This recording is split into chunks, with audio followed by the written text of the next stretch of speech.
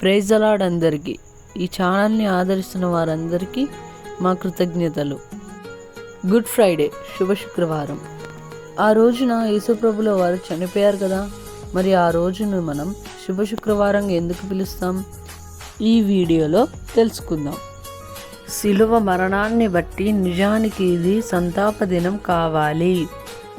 ఆయన చిందించిన నిరపరాధ రక్తం, చేసిన శిలువ యాగం ద్వారా లోకానికి రక్షణ లేదా పాపక్షమాపణ అనుగ్రహించబడింది. అంతేకాక మందంగా 60 అడుగుల ఎత్తు ఉన్న దేవాలయపు తెర 2గా చీలిపోయింది. ఫలితంగా దేవునికి మనిషికి మధ్య ఉన్న దూరం చెరిగిపోయింది.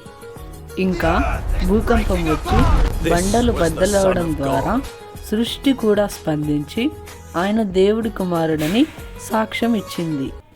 సాతానును ఓడించి మరణపు ముళ్ళను విరిచి యేసు ప్రభుల వారు గెలిచారు.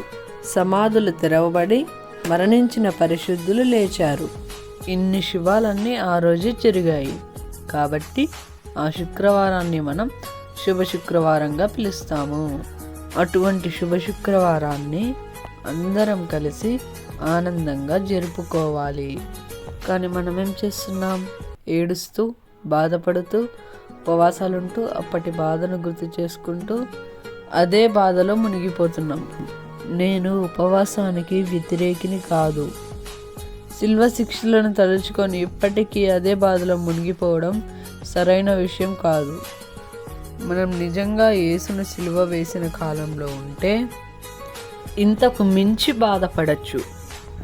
కానీ ఆయన అంతా ముగించి మనలను అనాథలుగా విడవకూడదని సాతానును ఓడించి మన కోసం పునరుద్ధాన శక్తితో తిరిగి లేచాడు.